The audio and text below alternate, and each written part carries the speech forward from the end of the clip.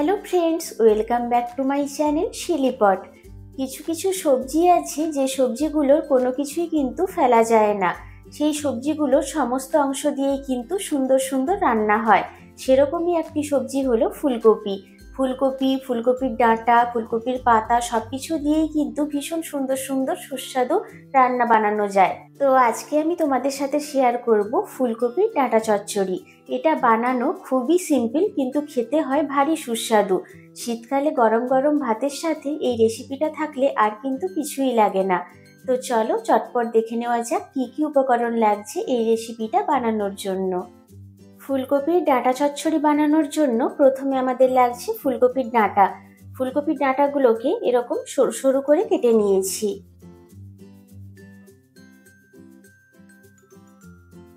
ডাঁটাগুলো কেটে খুব ভালো করে ধুয়ে পরিষ্কার করে নিয়েছি।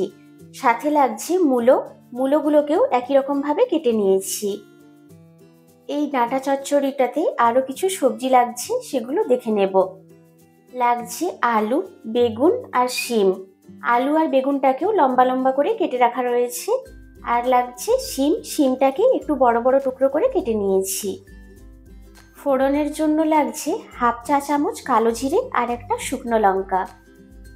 লাগছে সর্ষে পোস্ত আর কাঁচা লঙ্কার পেস্টটার মধ্যে রয়েছে চা চামচের হাফ চামচ কালো সর্ষে, হাফ চামচ সাদা সর্ষে আর 1 চামচ পোস্ত। সব কিছুকে সামান্য লবণ আর 2 কাঁচা লঙ্কার সাথে বেটে নিয়েছি। সাথে লাগছে হাফ চা চামচ হলুদ গুঁড়ো। আর লাগবে আমাদের পরিমাণ মতো লবণ আর সর্ষের তেল। প্রথমে কড়াইতে দিয়ে দেব সর্ষের তেল। তেল থেকে ধোঁয়া উঠতে শুরু করেছে। প্রথমে দিয়ে দেব শুকনো লঙ্কা। লঙ্কাটাকে একটু মাঝখান থেকে ফাটিয়ে দিয়েছি। সাথে দিয়ে দেব কালো জিরে।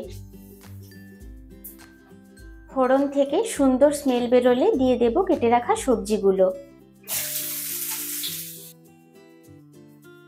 দিচ্ছি হলুদ গুঁড়ো।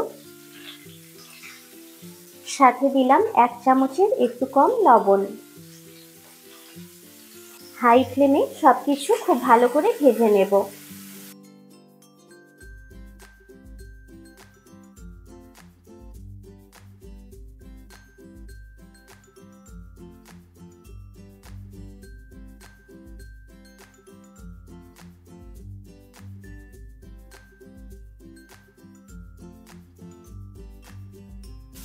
হাই ফ্লেমে সবজিগুলোকে 2 মিনিট ভেজে নিয়েছি।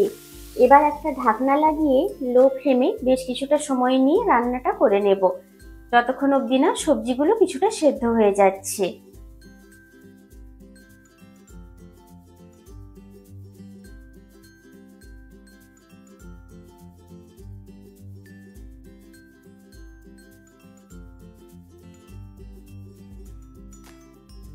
ঢাকনা লাগিয়ে লো ফ্লেমে 5 মিনিট রান্নাটা করে নিয়েছি। মাঝে মধ্যে একটু ঢাকনাটা খুলে নাড়াচাড়া করে নিয়েছিলাম।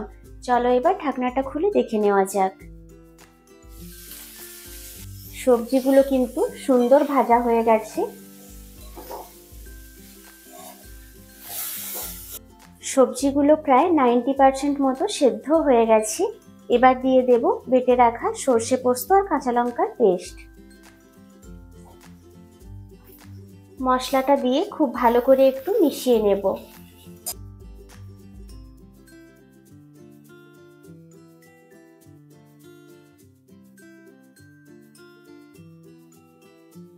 সবজির সাথে মশলাটা খুব ভালোভাবে মিশিয়ে নিয়েছি। এবার দিয়ে দেব খুবই সামান্য পরিমাণে একটু জল। ছোট গ্লাসের হাফ গ্লাস মতো জল দিলাম। জলের সাথে মশলাটা একটু মিশিয়ে নেব।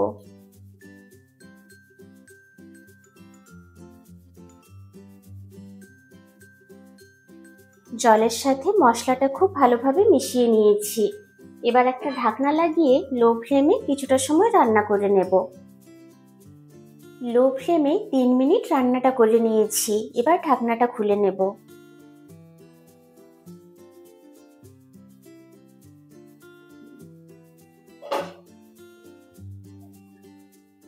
সমস্ত সবজিগুলো কিন্তু একদম সুন্দরভাবে সেদ্ধ হয়ে গেছে আর রান্নাটাও একদম কমপ্লিট হয়ে গেছে। খুন্তি দিয়ে একটু সবজিগুলোকে স্ম্যাশ করে নেব। তাহলে তরকারির টেক্সচারটা খুব ভালো হবে। এই সবজিটা একটু মাখো মাখো খেতেই বেশি ভালো লাগে।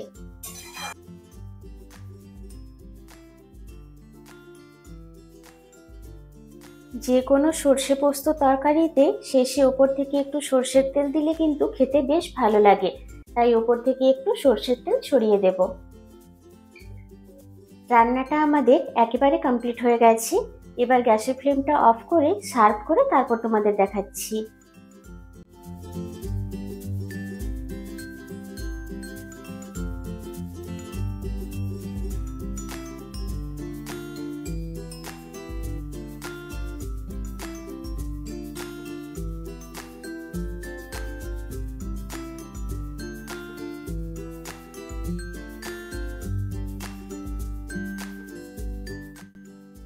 তৈরি হয়ে গেল আমাদের ভীষণই সুস্বাদু ফুলকপি ডাঁটা চচ্চড়ি। এই শীতকালে অবশ্যই তোমরা রেসিপিটা একবার হলেও বাড়িতে ট্রাই করো। আশা করছি তোমাদের খুবই ভালো লাগবে। আজকের রেসিপিটা যদি তোমাদের ভালো লেগে থাকে তাহলে কিন্তু লাইক, শেয়ার আর কমেন্ট করতে একদম ভুলো না। চ্যানেলে নতুন হয়ে থাকলে চ্যানেলটাকে অবশ্যই সাবস্ক্রাইব করে দিও। পাশে থাকা বেল আইকনটা অবশ্যই প্রেস করো, তাতে করে আমি যখনই কোনো নতুন ভিডিও দেব তার ইনস্ট্যান্ট নোটিফিকেশন পৌঁছে যাবে তোমাদের কাছে। দেখা হবে এরকম শীতকাল স্পেশাল আরও অনেক নিত্য নতুন রেসিপির সাথে।